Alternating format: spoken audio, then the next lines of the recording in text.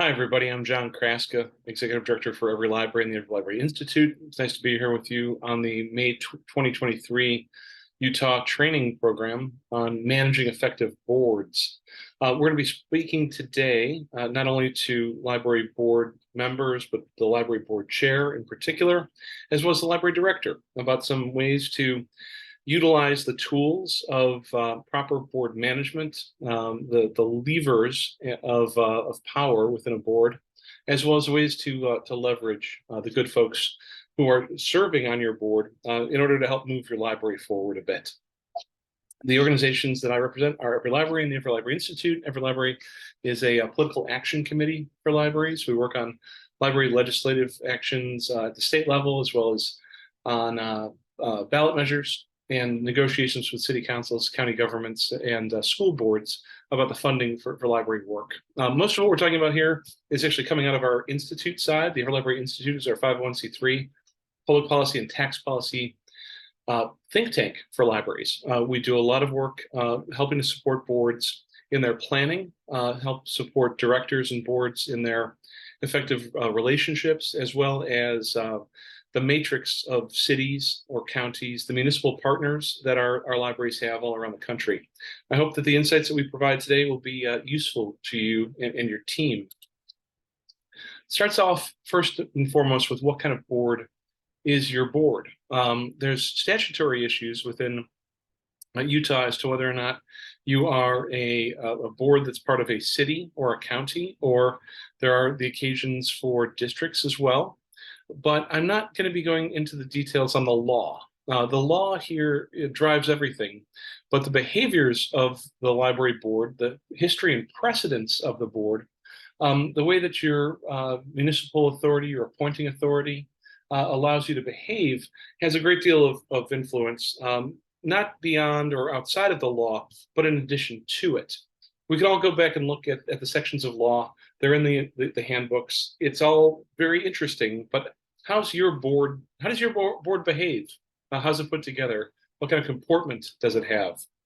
Essentially, there are several, well, there's 5.5 kinds of boards out there. And I'm not saying 6 because there's a type here that I'll get to in a moment, the interventionist board, that is a variation on the advisory board theme.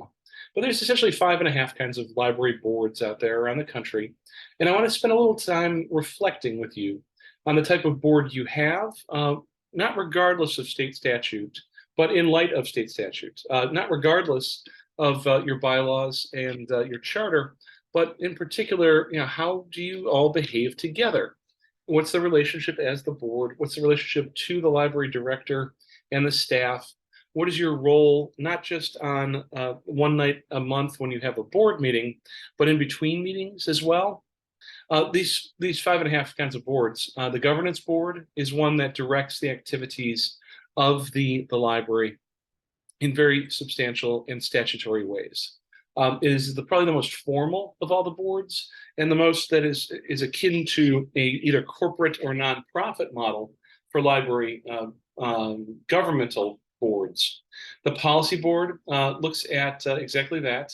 It's mostly a guidance board, but it does have the force of authority to set policies that are in some way, shape, or form the most local expression of the Constitution of the United States and state and federal laws. There's the advisory board structure, which is intended not to have the fiduciary and the policy set up as much as it is a way to help a strong library director. And I mean strong here, both, yes, you've got a great leader there, but also the idea that the library directors manifesting most of the activities that the board sets, and that library director is looking for the advice, the support, the consent, and the validation of that board. That's a very positive thing with an advisory board. There's also an approach where the local appointing authority has asked the board to pay a lot more attention and to become very much more involved in a way that could be construed potentially as being sticking their noses in where it doesn't belong. But there are times where this is a good thing, this interventionist board, because the municipal authorities that appoint your boards need to have an accountability mechanism in place. And there are times when the appointing authority wants to turn things to a different direction. Now, the other two types of boards, the working board and the planning board, I'll get into more details in just a moment about that. But these are more about the behavior, again, not the statutory authority, but how invested in the day-to-day operations of the library is your particular board. Are you supplementing a small staffed library? Or are you really looking as a board ahead? Some nuances to this. The governance board has traditionally, and sometimes in statutes, the opportunity to set both strategic and financial directions for the library. They're invested actively in their own responsibilities, meaning that there are a lot of committees. There's a lot of structure. There's reporting that goes on. The minutes of the board meeting read much more like a digest of what was done in the last month or so. And it looks to manage the director, including HR functions as well as reviews, whether it's an annual review or a 360 kind of review. Again, they cover a lot of ground with a lot of committees in a governance board because they have assumed or are charged with a tremendous amount of weight. The appointing authority, the voters in some states, but the appointing authority in yours says that you have a responsibility to the taxpayers in the public trust, and the governance board approach takes that very seriously and very deeply. There is a focus amongst governing boards about oversight, yes, but results even more importantly. Now, a good governance board stays out of day-to-day operations, of course, but a good governance board does pay a lot of attention to how the operational priorities are being conducted. The accountability measures that are in place for a governance board are across the results of the work that the staff do and the board itself in a very reflective way. If this is your board upon reflection, that's great. There's no priority here in my conversations because, or I'm sorry, I don't have a weight here that says governance board is better than, say, the policy board. It's what it's the way that you folks behave together in relation to your appointing authority and in relation to your staff, and the way that you take your responsibilities that matters to me. Policy board has a nuanced difference from the governance board. The nuanced difference is fundamentally one of whether or not there is the ability to set taxes and not just spend tax money. In Utah, there's certain caps and statutory requirements about how much of a tax basis that could be used. Your boards may look more like a policy board, but again, it's up to how you've been behaving. There are a lot of committees usually or task forces on policy boards because a policy board utilizes the mechanisms of creating policy, evaluating policy, reviewing policy, rewriting policy, spending time on the policies as a way to guide the operations of the library. It is a fairly prescriptive environment. An executive committee is often in place on a policymaking board in order to make decisions frequently and in between regular board meetings. It's interesting on policy boards how frequently they're consulted, and especially at that executive committee level. Executive committee oftentimes is a president, vice president, treasurer, secretary. The decisions about how to organize your activities and operations are, again, done through a lens of a policy for everything. Everything has a policy. The strategic priorities as a leadership group for a policy board are, again, manifest in the ways that are not operational, but are intended to guide and manifest the intent of, well, you as a board, but also your appointing authority, and that the director is charged with carrying out policies that turn into plans. If you have a policy about buildings and grounds, you have a plan for buildings and grounds.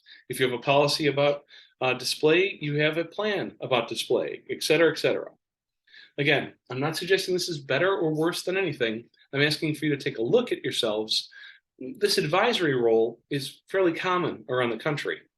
the advisory role of a library board, and yes, there's a taxing authority, there's a policy responsibility, but mainly the library board in an advisory board concept or capacity looks to the director to set the agenda, and that the board informs and educates, but does not decide through its activity about where things are going day to day. Yes, there are top level strategic planning priorities, but decision making and accountability live with the director, and the director spends their time at board meetings or committee meetings informing the board, engaging the board, but not generally looking for approval in order to enact a particular plan.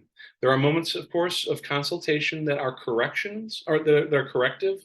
But what I see around the country, and what we experience in a lot of libraries, is that the board is really there to validate, encourage, occasionally correct, but they're not there to direct. And the board, in an advisory capacity role, does not tend to vote down very many recommendations on the part of the library director. Likewise, there are very few meetings outside of the board time because there isn't work being done by the advisory board in the same way that a governance board or a policy board does, to either look at fiduciary and policy, or just policy as a prescriptive directive. That low level of committee work on an advisory board setting, I gotta be honest with you, sometimes boards that have more policy or fiduciary responsibility based on statute do become advisory boards over time because it's easier. It's a little less stressful, and sometimes directors like it. Sometimes directors like it when the library board is going to well, somewhere on a continuum between agreeing with and rubber stamping the ideas that the library director has. This is again, I'm not suggesting this is bad or good, but if it's being done on purpose, wonderful. Let's lean into our advisory role. But if it's being done by accident or by omission, we sometimes have to look to see where we really should be applying our time. What we do see around the country here at EveryLibrary is that sometimes the advisory role of the board gets turned by the appointing authority, or sometimes by the voters, quite honestly, into what we call an interventionist board, meaning that the board members, for a lot of appointed boards, perhaps in Utah, certainly around the country, the nice people, the good people, the engaged people who get appointed to the board of the library already have library somewhere in their resume. They might have it in their behaviors. They might have it in their lifestyle. They are part of the relational supporters of the library.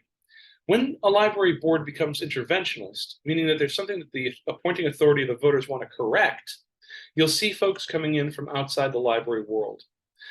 They might have no relationship to libraries or reading or literacy, and they are appointed to act in the interest of the appointing authority. And they are trusted to intervene on issues that are of concern for the appointing authority. These can be very uncomfortable situations for everybody who's involved, but the nature of an interventionist board is to essentially get back into a context, according to the appointing authority, where governance or policy, fiduciary and responsibility is being directed by the appointing authority. Now, this is a transactional situation on a lot of boards. We'll see it occur where there's a 2-year or 4-year appointment. People come in, there is a correction or an encouragement that's done. On the negative side of interventionist boards, there are times where we see that the director has been excluded from decision making because the appointing authority has some problems with the director, has some issues with the director, has some concerns about the director, and the discussions and decision-making process on the part of an interventionist board become very much about the board exercising its statutory role around policy and in some places fiduciary. The interventionist board also tends to have an approach that says we're going to manage communications and relationships and take that responsibility back into the fold of the board. And we don't see a lot of committee work because it tends to be done by a set of directives and interests coming in from the outside, i.e. the appointing authority. There's not, politely, if I may, there are times when an interventionist board is welcome by the community, and there are times where an interventionist board is imposed on the community by an appointing authority with a different kind of political agenda. This is a very sensitive area, and it's an interesting slide, I think, because while governance and policy boards and even advisory boards are all working in good faith alongside the director and the traditions, habits, and culture, the vision, mission, and value system of the library, there are times where the interventionist board is sticking its nose in, and it's trying to ruffle feathers. If this is what you have and this is what you are, I want to acknowledge it because it is a legitimate political process in our communities. All right, back to the more normal, less high stakes boards. I want to talk about the working board for a few minutes. In many of your communities in Utah and in Illinois, where I live, and other places, the library board functions as a day-to-day supplement, if you will, for the library staff. We don't have enough members of the staff. Our staff are part-time. Our staff are not professional staff. We need to run, we need the library board to be a group of volunteers.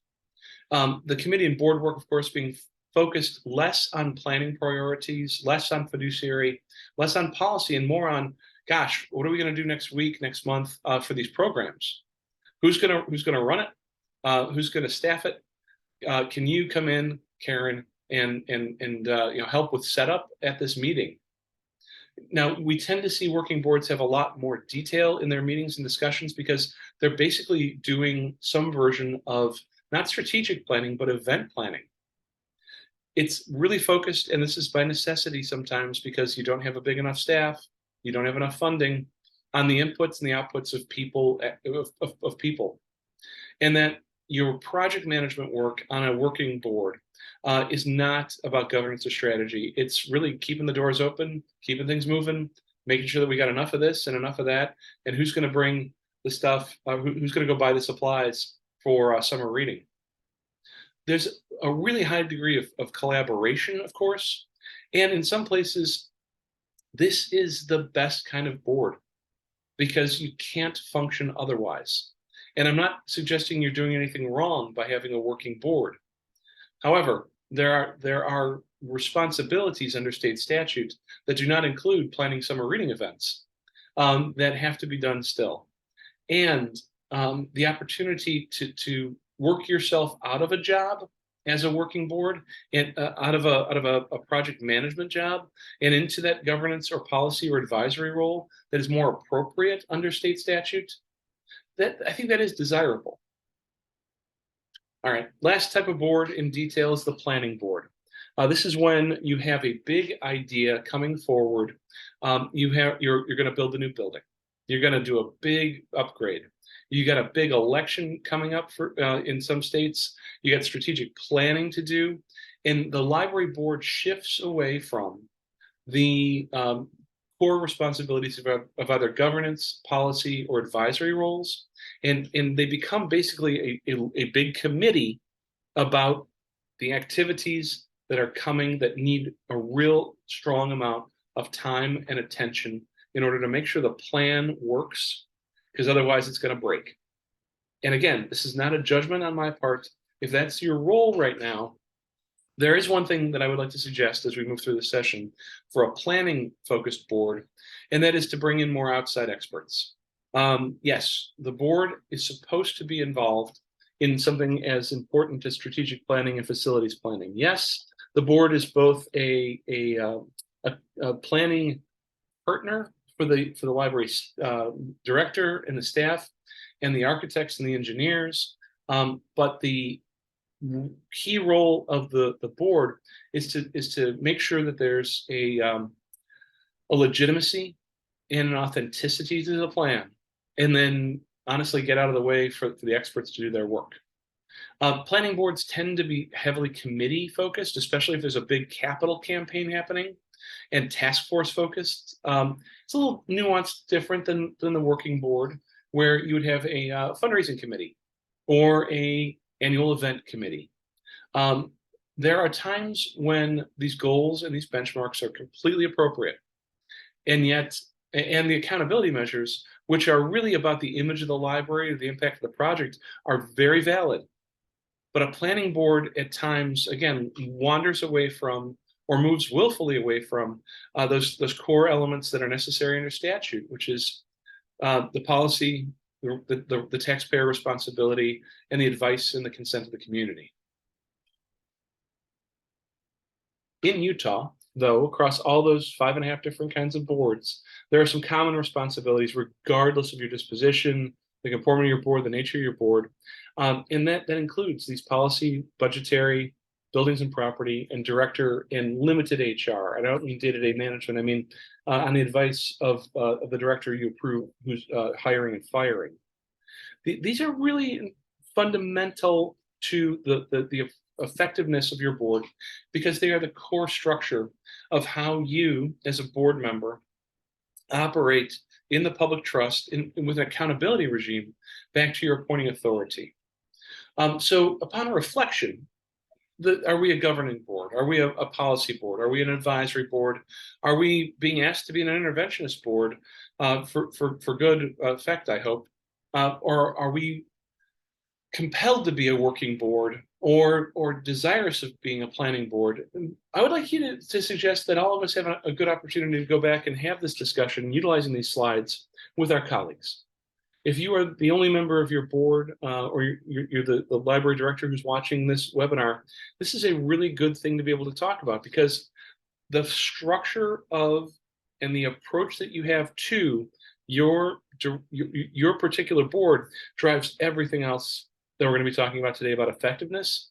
And if there are significant disconnects between members of your board, if you have a 5 or a 9 or a 7-person board and they see themselves in different ways, the conflicts between those types of assumed roles and statutory responsibilities will sometimes cause confusion, delay. It will cause situations where folks who would otherwise be in a position to compromise, to work together, won't or don't, because of those conflicts between image of self and the responsibilities, that the way that one wants to put forward and manifest the responsibilities that one has, again, under statute or custom. Not just because they're our client, but because they do a very good job. The Utah State Library collects the library laws of Utah. And that link there is the most recent version. There's 2 significant parts to the library laws of Utah that you need to be reviewing in some good detail. One is the statutory responsibilities of your library board, regardless of your structure. And the other are the other aspects of law dealing with things like responsibilities around budget and funding, donations, equal opportunity employment practices, the responsibility of the public trust in a number of reporting structures as well. These are not casual. You folks on your boards in Utah are operating with a duty of care to the taxpayers and the citizens and in the public trust. All right, let me give you some advice if you're the board chair watching this today.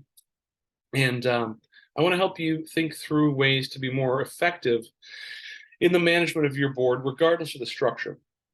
Whether it's a governance or policy, advisory or interventionist, or working or planning board, there are ways to use the agenda to make, and regular order, to make the difference in the world that you want to see.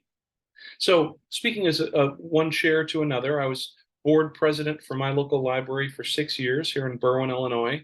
I was board president for RAILS, which is the Reaching Across Illinois Library System. I've been on the boards and commissions in several other places as well. Yeah, I do a lot of advising to board chairs about how to keep things moving effectively and efficiently.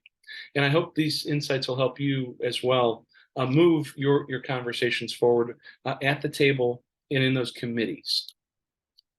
I have a philosophy of board management that I just want to share that sets the stage for this bit of advice for you as a leader of your board, a chair or president. that engaged and effective public library boards are essential to the success of the library and therefore to the communities that they serve. This is a very deep responsibility. It's not just having the gavel and getting people together for an hour once a month or every other month or every 4 months in some places. By being responsive to your appointing authority, upholding ethical standards, and following the law of Utah and the United States, the library boards can ensure that libraries are accessible, equitable, and responsive to your community needs. That philosophy of governance about being responsive to the appointing authority and to the ethical standards of being on a board and the laws of your land about libraries, everything is rooted in that. And the practice that I want to share over the next couple of slides is intended to help you accomplish those goals for your community, with your community in mind. The agenda. The agenda for a board meeting in terms of effective board governance is extremely important. And the agenda for the board meeting belongs to the board itself. There's always consultation with the library director about development of the agenda, but the agenda is the agenda of the board for that meeting. And under statute and the laws of the land, there is an organic yet prescriptive quality to an agenda.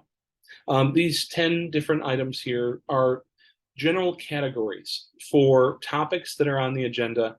A call to order just takes a brief moment, but the opening ceremonies might include the Pledge of Allegiance. It might include other ways to recognize through correspondence, activities by your appointing authority or other statutory bodies. The use of minutes, both proactively and retrospectively, to make sure that you are rooting your work as a continuing body in what has gone before. And then we ask, for reports across this, and I'll talk about the difference, the ways that reports can be structured. Old business, again, as a continuing body. New business is moving forward. These are not the only elements that can be on an agenda, but the agenda items that are on the agenda are those matters that are public business, except of course for the executive session, which is an area of interest. An area of activity that has certain prescriptive confidential activities happening, but no decision making that is done in private or in executive session. It is always done out on the public. The agenda should be developed cooperatively between the library the library director and the library board chair. But once the meeting starts, the agenda belongs to the body. And it is important for every member of the board to understand the flow, the reasons for the items that are on the agenda, but also the fact that there are opportunities to work within the agenda to move the big ideas for your community forward. What type of board you are tends to determine the nature of your agenda, the depth of your agenda. But the agenda is the document that you hang the activities on.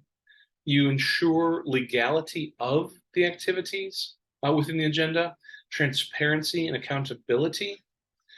And every board should have some working knowledge of either Roberts as a way to conduct the business of that unicameral body, that small group of neighbors who are appointed in the public trust, or another appropriate guide, perhaps a Sturgis or one of those. But one way or another, the rules of the way that agendas are developed, the guidance around how agendas are developed and the rules about how agendas are followed is a core element of our democratic republic, where representation, due process, transparency, accountability are all in play. Agendas that are developed for the board and not by the board are common, but they are not preferred, in my professional opinion. The ownership of the agenda and the responsibility to it ensures that the rights of the taxpayers, the rights to be heard by petitioners, The responsibilities that the library has to the taxpayers and to policy being fairly applied are followed. There was a governor of Illinois, Patrick Quinn, who served a few years ago for a few years. He's not one of the ones that we have here in Illinois in prison. His favorite phrase was, "We're out making the will of the people, the law of the land." And I think that's charming. Similar way, President Biden, when he was still a United States Senator, would talk about whether or not your values reflected in the budgets of your community. Are your values reflected in the budgets of your community? But the idea of making the will of the people the law of the land is essentially what you're doing as a public body. There's three different thought pieces here for you as a library board president or board chair, and for your board in general. These are not statutory requirements. There's not a huge, I don't put a thumb on the scale between these three things. However, it's important that you have these conversations about the type of board that you want to be in order to conduct the business of the people. Are you a consensus-driven board, or do you want unanimity in your decision-making? Is your board able to achieve consensus, even though people can agree to disagree? And this is really an emotional conversation, as well as a policy conversation. Are you interested in making sure that every vote on a unanimity board is every vote 100% unanimous? What happens when there's dissent? What happens when there is division? And how do we, as a board, work within that as representatives of our appointing authority, being responsive to our roles and responsibilities to the taxpayers? Neither of these is better than the other. And I'm sorry that I keep saying that during this session, but I can't dictate the emotional life of your board. Is your board, though, more focused on discussion and deliberation, or is your board looking to get things done and bring it up for a vote? Let's get it voted on. Let's move on to the next agenda item. Again, these are interpersonal relationships, and not just statutory provisions or the ways that Robert's Rules of Order require a board to behave in relation to the agenda. The character of the board saying that they want to have more discussion, they want to be deliberative, they want to talk it through, they want to hear all the different sides of it, they want to spend the time listening as well as deciding. Or the board that says, we've done the work in committee, let's bring it up at the table, let's move along to our next order of business. Again, neither of these is better than the other, but you have to have these kinds of conversations in order to be able to have the type of board that is responsive to, the type of board that, as it's responsive to the taxpayers and the people, gets its business done without too much undue trouble. Likewise, are you the kind of board that wants to take a lot of minutes? Or are you taking minutes, or are you taking dictation? Meaning that are you capturing the essence of the conversations and the decisions that were made in order to reflect accurately the processes? Or are you a board that really likes to make sure that you've captured who said what about what, who made which kind of points? Again, folks, this is not one is better than the other. Which one are you? And then the opportunity to evaluate whether or not it's the correct way to behave based on the type of board that you want to be and the type of board you have to be under state statute. There's a few things that can help you streamline your activities across all those different dichotomies. And I want to share this with the board chair right now and the library director in particular, so that we can start thinking through together ways to make your board more effective and efficient. There's a few ideas that are here that are perfectly acceptable under current operating policies for boards and commissions in your state and in my state, and under Robert's Rules of Order. The ways these couple of ideas around the committee reports and committee motions, using the committee of the whole, a consent agenda approach, and looking at different types of motions and informational items might help you have better board meetings, which means that the work that could be done in between meetings on committees, in between meetings on research and on education and on listening to the community as an appointed official can be done more effectively. Committees do two things, and any good committee, whether it's a standing committee or an ad hoc committee or an appointed committee that's transactional, committees kill bad ideas. That may be interesting to hear to you, because a lot of the time we talk about committees asking to fulfill their charge in a very positive way. And yes, committees can enhance good ideas, but there's a really key responsibility that the committee has, is to ingest an idea, give it a deep, hard look, bring in the outside experts, listen to the community, put your best evaluations on, and say no. The strength and courage that it takes emotionally to say no to an idea is equivalent to the strength and courage that it takes to try and make the will of the people the law of the land. Committees exist in order, though, to help the board fulfill its roles and functions, which means that if a committee charge, a particular type of committee that you have, no longer serves the purpose of a role or function, of helping you fulfill your role or function, then that committee itself should be sunsetted. Likewise, if you're missing a committee that would allow you to fulfill your role and function as a board, whether it's governance, policy, advisory, fiduciary, planning, working, etc., interventionist, then you should work on instituting them. Committees act in ways that learn and inquire and discuss and deliberate the matters of concern that come before the board, without it being the entire board. Committees, it should be noted, can make a report to the board, however, without recommending an action. Now, there are times when action, whether it's killing an idea or enhancing an idea, affirming an idea, ratifying an idea, is the appropriate outcome for a committee discussion. But there are times where the committee is able to have discussions in a way that does not require action or does not compel action on the rest of the board. And that is a perfectly acceptable moment for the board to have a deliberation, to discuss, to inquire of experts, to learn from the community and listen.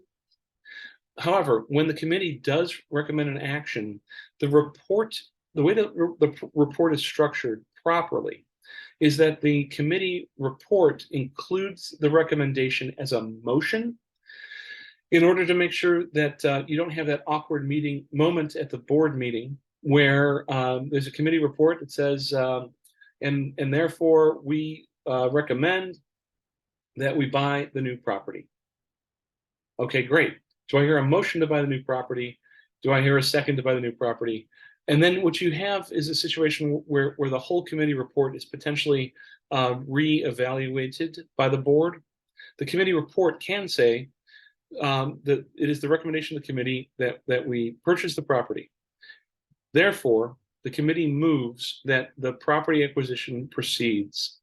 And then the chair of the full board says, we have a motion on the floor. It does not require a second. It is self-seconded. That can be then discussed and voted on.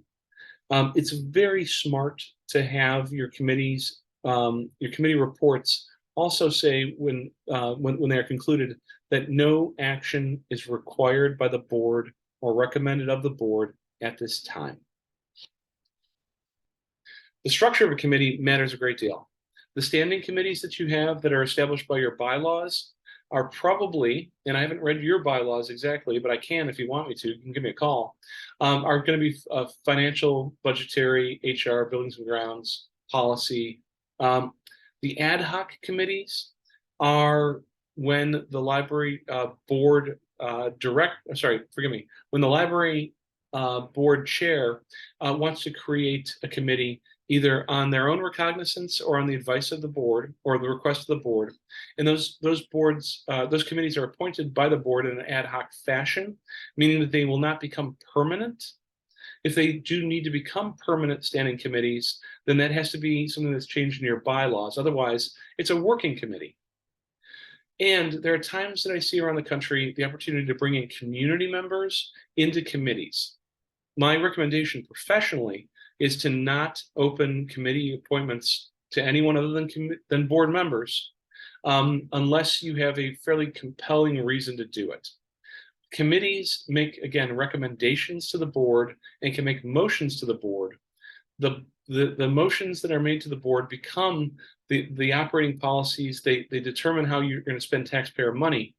I believe very, very strongly and professionally that committee involvement by community members should be limited to task forces or other consultations.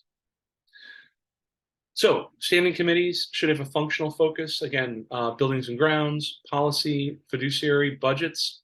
Ad hoc committees should be set up to be exactly that. They're transactional, they're transitional, and they need to have a sunset date.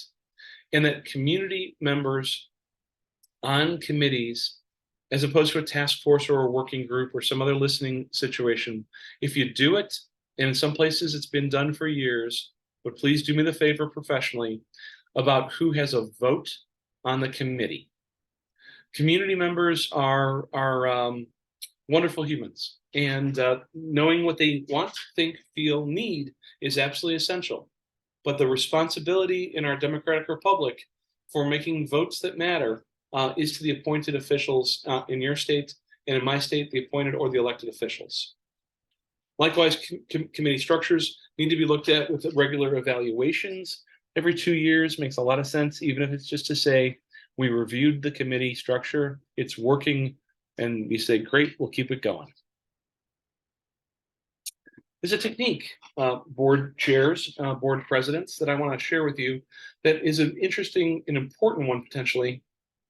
So right now, when your board meets, the board agenda is about deliberation, it's about voting, it's about taking up action items and doing something with them. But there are times when your whole board, not just an individual committee like an ad hoc committee or a standing committee, but the whole board should get together and talk.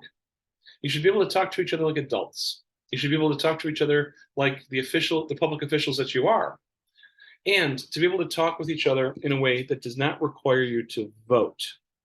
The agenda items, again, on a regular board meeting tend to have votes attached to them, even the reports. But a committee of the whole, which is acronymed styled as the COW, is an interesting way and an important way and a permissible way to get the whole board together as a full group without it being a board meeting. There's a little bit of a through the looking glass quality to it because you actually table the committee of the whole session you gavel the committee of the whole session into action, but it's not the board. It's the board meeting as the committee.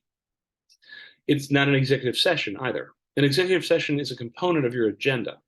And the agenda is the public meeting, the open meeting, and executive sessions can produce activity for the board, a vote for the board.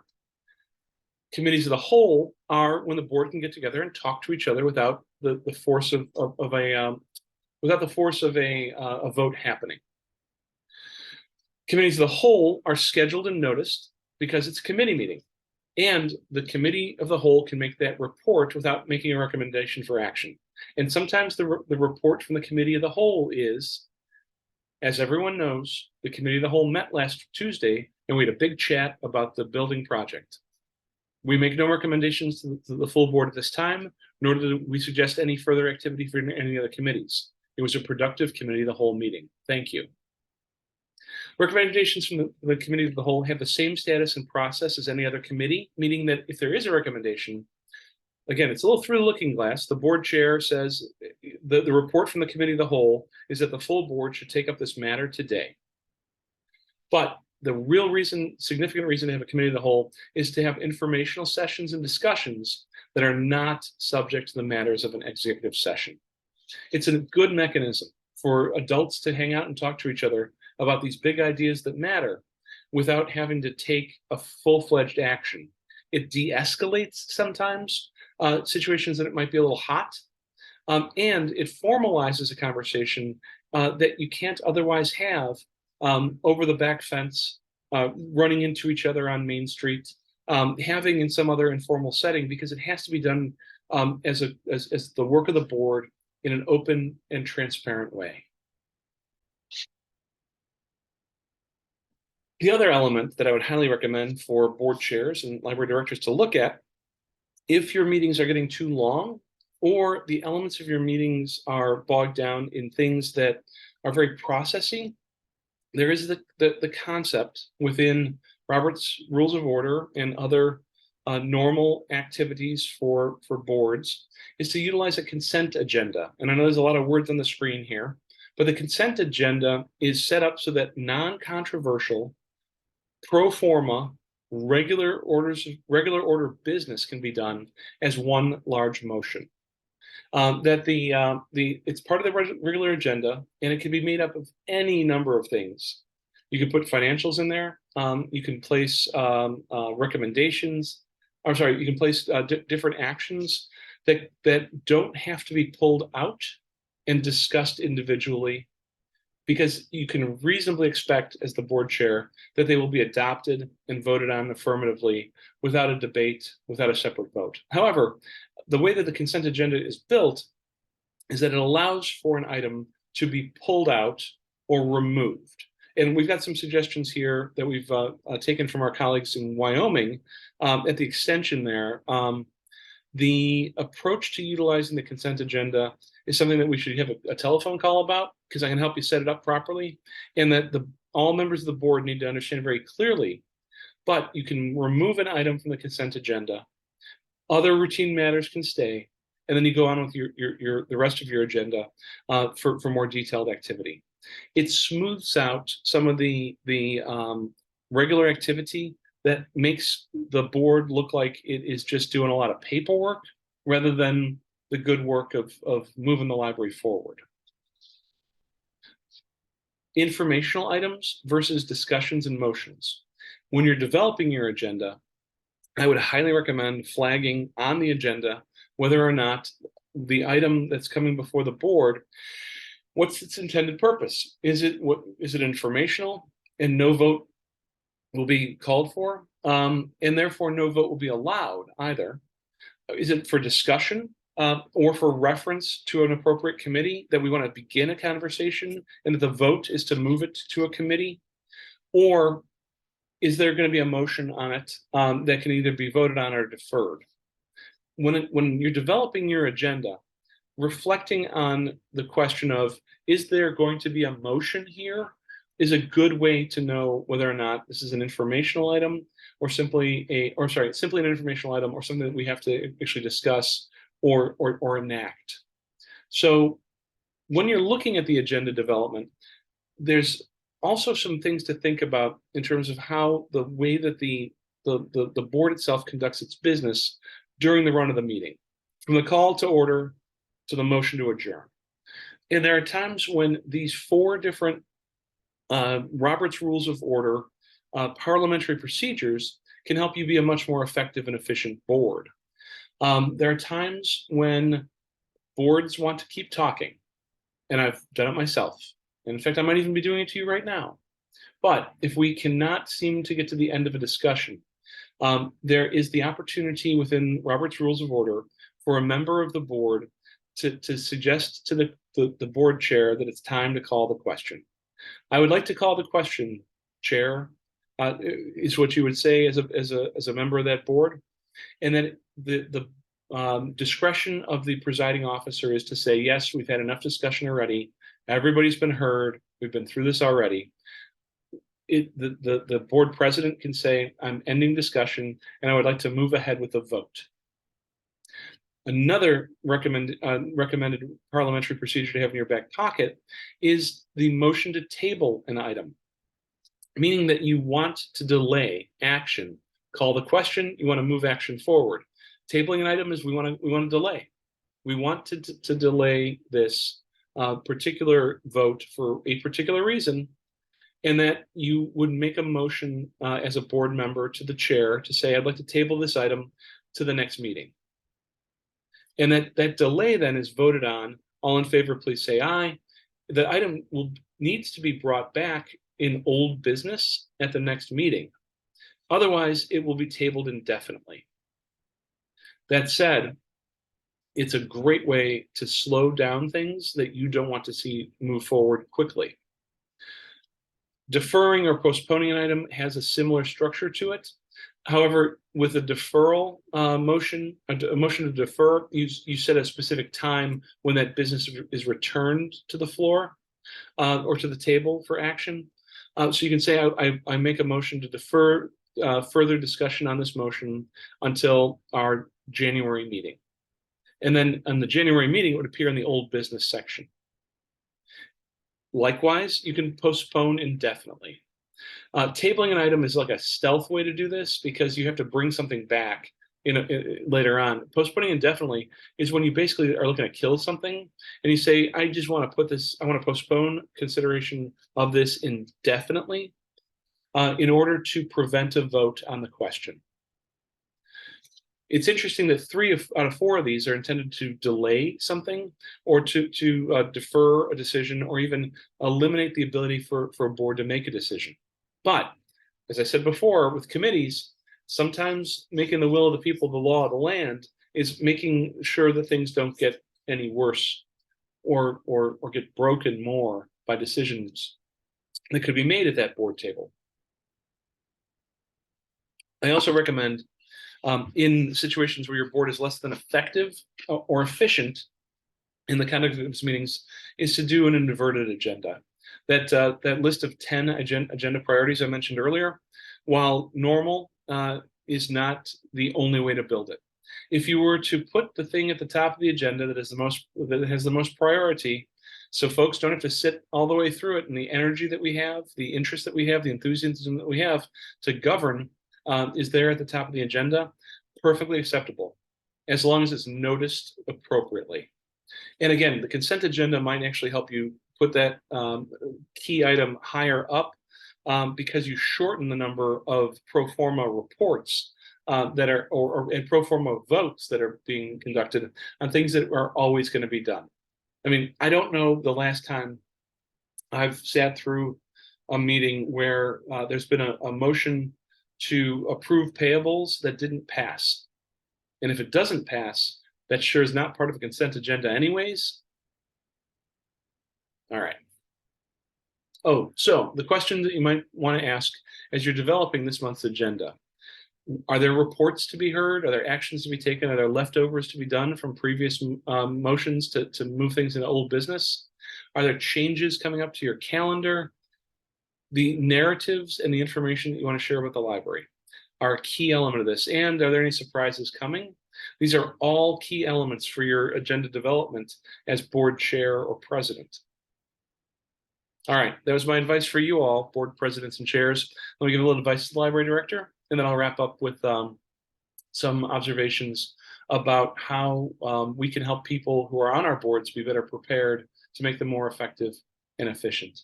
I'm very concerned for our library directors out there that they can help make the boards better prepared. Unprepared boards are hazardous to civic life. First off, the question I always have for the library directors is to ask, who are your board members? Not just their job titles or their roles in retirement, but who are they to your appointing authority? The appointing authority has an agenda. It always does. All of our other trainings so far with the Utah State Library have been talking about the politics of libraries, issues around coalitions, trying to ask the question of who else cares like you do about the populations that you're serving or this place you call home. The elected officials who are placing those board members on your board have fiscal responsibilities as well as political agendas. And they're looking at tax money as well as the social agenda for your community, the moral compass of your community. There is a legal set of responsibilities that those elected officials, of course, have beyond any sort of social agenda. Like the relationship here is sometimes through the relationship with your appointing authority is sometimes through your board. Sometimes it is alongside your board. Sometimes it is in spite of your board. But understanding the agendas of those appointing authorities is absolutely necessary in order for you as a library director to understand where the heck they're coming from. And there are times when the board is not just governance or policy or advisory, not just working or planning, they've become interventionalists. And understanding that very clearly is important for you as a library director to be able to do your day-to-day work with the kind of support that you need. The unprepared board, whether they're coming in as a governing policy, fiduciary, advisory, working, planning, or even an interventionist. The unprepared board. If somebody doesn't understand the financials and they're called on, what do they react in? Is it either fear or shame? If somebody doesn't understand the constitutional nuances of the First Amendment, and there's a book challenge coming, and it's about a book that they've never really read before, or even thought about the topic matters about, how do they react? They react in either fear or shame. Unprepared boards, whether it's about policy, fiduciary, or content, yes, there's a great deal of responsibility that you have as the library director, and you've gone to school for it potentially. You've gone through a lot of trainings, certainly. Same thing with your board members.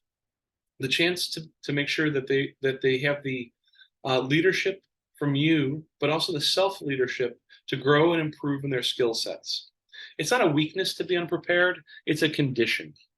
That the library board, with your encouragement and your support, needs to take the appropriate steps to be better prepared. There's trainings, there's guidance, there's consulting. That better preparedness moves you away from a context where they react in either fear or shame, fight or flight. That idea that we are going to fight against our own library because we're not sure about our position as a board member. That we're gonna turn our face away from the big issues of the First Amendment, or of due process, or of civil rights, even because we are ashamed of the topic or the subject.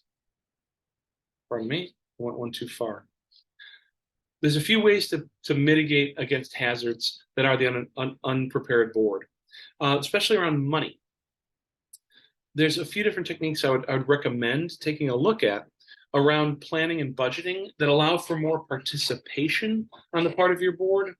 There is a historic alignment on the part of library trainings and even within library school to say that the best board is a board that listens to the library director and does what the library director says. And that I get it. It's a lot nicer to have a board that's going along with you than bumping up against you. And yet empowering them to understand the financials so that they're not just looking at the top row and the bottom row, that they understand the cost of money. They understand what it takes to put a small levy to work, where the expense matrix is. I'd like to suggest that it's better to have workshops than trainings, where you can actually have your own library's budget as the object of your training and not just something abstract. Now, of course, this session is fairly abstract, which means I can come in and help you with workshops about your own specific place, and the coaching calls that we're doing, that's intended to move you into a workshop mode rather than just a passive training mode. The idea that we need to be role-playing when it comes to how will people around our community, how will the appointing authorities want to talk to us about the decisions that we're making at that board table?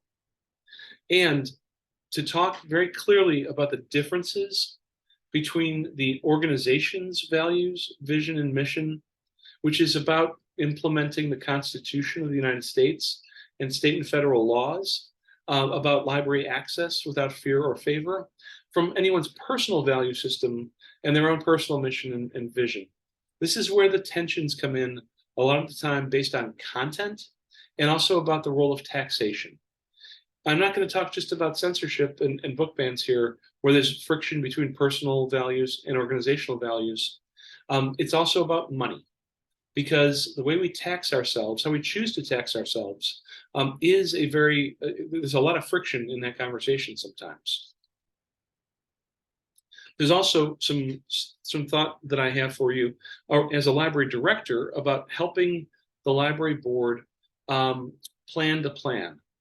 The getting ahead of a big conversation, utilizing a training like this today, but also workshops when there's going to be changes to the governance structure of the library.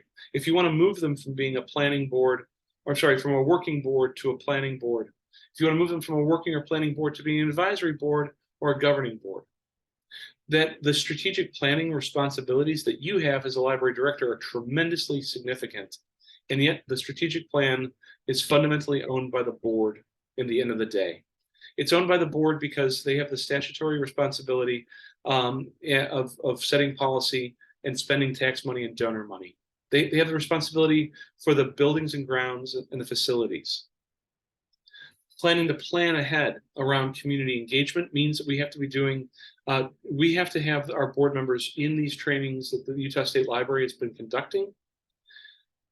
Likewise, around advocacy, that continuous learning framework is extremely necessary in order to help mitigate against the idea that folks aren't ready for their jobs that they've been appointed to in the public trust.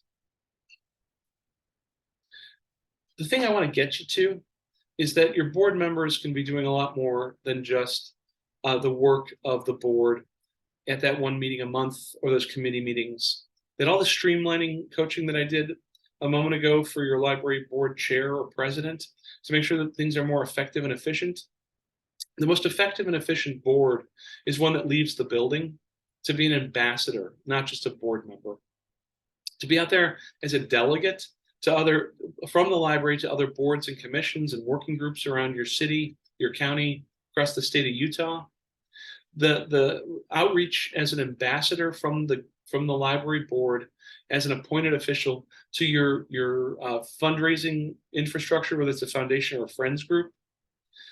The chance to be able to be an ambassador with outside groups that are not just talking about library stuff, but talking about facilities and financials and municipal and the way that municipalities are run. And then a tremendous amount of liaison opportunities based on the interests that your board has, the constituents that your board members have, the identity, vision, and mission that intersects appropriately with the library's vision, mission, and value system, to have them be the ones, not to supplant staff. I'm not suggesting that they start doing programming, though in some of your libraries, you're going to need that help, given how big your staff is. But how do they talk with a full voice about where the intersection points are? We've got several trainings already for the Utah State Library on coalition work. I would highly encourage you to take a deep look into those with this concept of the library board member as ambassador for coalitions and for partnerships that build power for the library, liaise with your funding partners, help support programmatic conversations, of course, but move the big issues of your community forward through relationships. Okay, coming around the horn here, I've got a couple of things here that I want to share with you that might help you do some inventories. If you're thinking to yourself, this is interesting. I've learned something today. I want to see as a board chair or a board member or the library director or senior staff, I want to see how my board is really doing. Where are they at? Again, with the idea that if they could be better prepared, they would be more effective and efficient. If they would be better prepared, they would be more able to leave the building as your ambassador and not just conduct the business of the board the third Tuesday evening from 7 until 8:30 p.m. I want you to take this quiz together as a library board. I want maybe even your senior staff participating in this. What is your comfort with money? What is your comfort and your skills with the fiduciary responsibilities that a library has as a taxpayer-funded organization? How familiar are you with financial statements and budgets? How comfortable are you with discussing financial matters? How familiar are you with the board's financial policies and procedures? Because if on a scale of 1 to 5, where 5 is very, very, very good, and 1 is I'm terrified that I get called on in the board meeting, I have no idea how to read this, then as a leadership team where additional training and support needs to come in. Have you been responsible as a board member for any other nonprofit or business financial management? Are you familiar with nonprofit fundraising strategies? How comfortable are you with addressing conflicts of interest and ethical issues? These are legitimate questions to ask anybody. The appointing authority should be asking these questions. I don't think that they are. At least they're not in 49 other states. if your appointing authority is asking these questions, God bless them. And this is wonderful. Let's, again, lean in on training that's necessary. Are there any particular financial or policy issues that you feel you need more support or training about as a new board member? Yes, I do. I'm unaware. I'm unengaged, but I got a good heart and I want to be pointed in the right direction. Here's one about facilities, especially if you're in the mode of being a planning board where you've got to put a facility plan together. My goodness, have you ever worked with community stakeholders such as the local government officials or neighborhood organizations on a project? No. Okay, cool. Let's get you trained up. If yes, please tell me about it. Are you familiar with zoning? Are you familiar with building codes? Have you seen the legal requirements on construction projects in our county, in our city, in our state? Have you worked with contractors or architects or engineers before? This is not a job interview. They've been appointed in the public trust. We have to support them with these skills. Are you familiar with budgeting and financing for a building project or upgrade project? Have you been involved in building projects in other nonprofit organizations before? Government's different. Government's significantly different, but that's where most folks come from, is some sort of nonprofit organization framework. Same thing around legal and compliance issues. Aside from your home, have you ever bought anything big? Are you comfortable with reading and interpreting legal contracts? Because we're gonna have contractors in here to do work or agreements between us and our municipality, or a grant maker for that matter. Do you have previous experience in negotiation or drafting contracts? Are you familiar with commercial and nonprofit property law? These are all areas of comfort that will make it much more feasible for your library board members, not just to acquiesce to your decisions as a director, but to participate in putting the taxpayer money to work in the public trust. Conflict of interest policies, whistleblower policies, and other governance policies. This is an area that, unless you've spent time on a board before, you probably have never seen. And without the assurances that come from good training and supports, you cannot have an effective or efficient board. People are going to keep their heads down because they don't want to get caught looking dumb. Likewise, with intellectual freedom issues and freedom of access issues in your state, in my state, and 48 other states, there's a lot of things going on with intellectual freedom, access to the collection, the nature of collection development, the anti-discrimination framework around public bodies that is based on hearsay or conjecture. I recommend very strongly that every single library in the state of Utah, my state, and 48 other states, every single library asks their own attorney for a briefing memo, and it's found on our EveryLibrary Institute site right now, that covers these 5 different key areas. A general discussion of the First Amendment about court cases about public libraries and the differences between public libraries and schools. Relevant state statutes about the fiduciary and policymaking authority of libraries. Who gets to set the policies? Why are policies at your local library the most local expression of the Constitution and federal and state laws? Reviews of any agreements or contracts or memos between the library and your municipality, and any sort of particular local ordinances that happened over time that impinge the library in a way that's specific. And having a firm understanding of what is legal, permissible, it also means understanding what is illegal and impermissible. So state statutes and court cases about obscenity and harmful to minors, and the laws have changed in Utah fairly significantly, rather recently.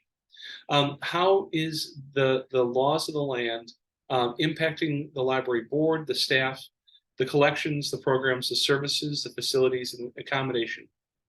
And state statutes and court cases about civil rights and human rights and LGBTQ protections, because there are so many times in so many places around the country right now where categorical book bans are really coming at this from either a race or a gender identity or sexuality perspective.